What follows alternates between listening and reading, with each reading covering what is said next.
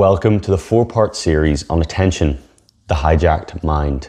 This is how smartphones and social media are reshaping human attention. So firstly, simply, we will look at what is attention. I've got a very sciencey definition for you here.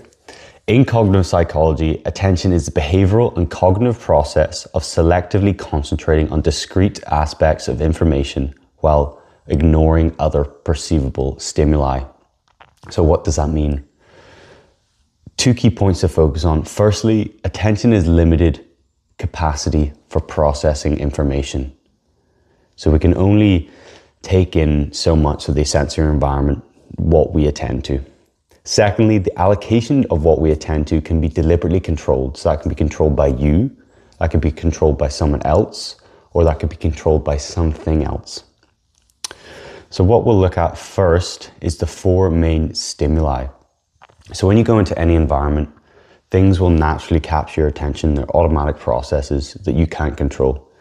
So what are those? So we have visual, so images, colors, movement. Right now you're seeing me move, you're seeing me on the camera, you're seeing the images on the screen. So that would be, what you can see. Audibly or auditory, sounds, musics, and alerts. So right now you can hear me speaking, or you're sitting in a room and you hear the car drive past, or something happens in the kitchen. The sound draws your attention. And then we have emotionally, so feelings and reactions. Right now you could feel excited or energetic to learn. And then we have intellectual, curiosity and thinking. So curious about this information that you're learning. And emotional and intellectual can kind of go hand in hand. They're both sort of more cognitive processes that are drawing in your attention. So the next thing we'll look at, if we think of these 4 main stimuli as automatic, something that we maybe can't control, the 3 dimensions of attention are more something you can control, so what you're choosing to do. So the first is selective attention. This is the ability to focus on relevant stimuli whilst filtering out other distractions. So if we use the example of an essay, I'm going to sit down, I'm going to write an essay, I'm going to set my environment to write this essay. So that means I'm not going to go on my phone, or I'm not going to go read the book. And this is demonstrated by the filter model and the famous cocktail party effect. The key task, the Stroop task, you can look these up. The second dimension is sustained attention. So now I've selected to sit down and write this essay. I need to sustain that attention across time. So the capacity to be able to maintain focus on a task over extended periods of time.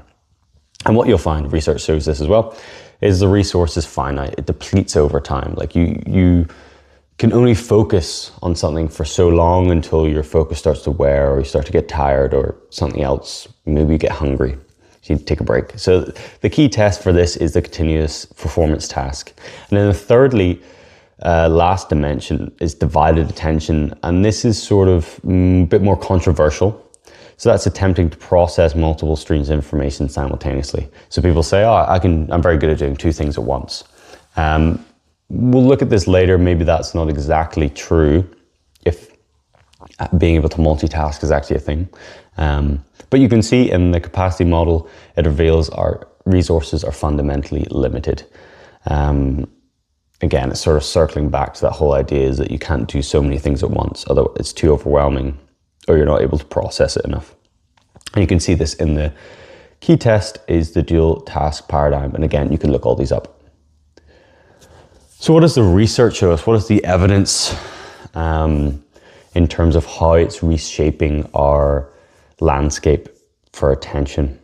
So the first thing, average attention has dropped. From 2004, it went from 2.5 minutes of being able to focus on a screen to now to 47 seconds in 2023.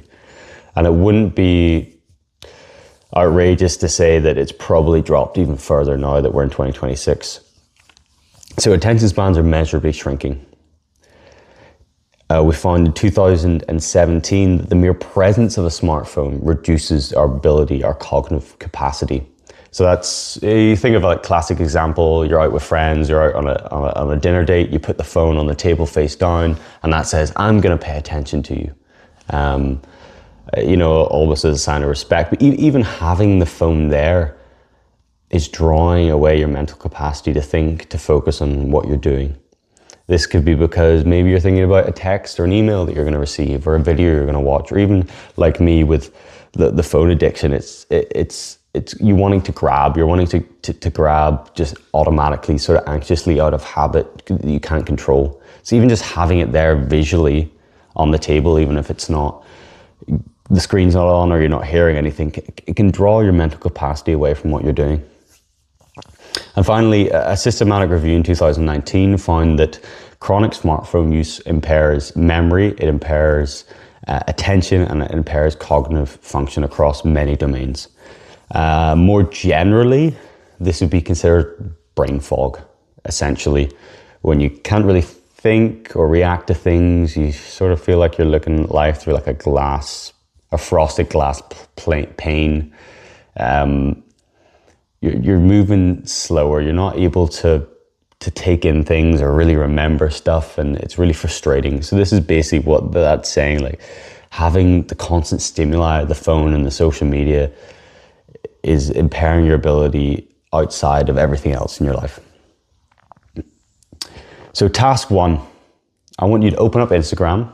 I want you to see how the app itself and the accounts you follow are trying to grab your attention, and look at through the lens of the 4 main stimuli that we talked about the visual, the auditory, the emotional, and intellectual. You can easily see this as soon as you click one video and start scrolling through. You can see how different things are trying to pull you in: controversial takes, flashing images, loud sounds, music.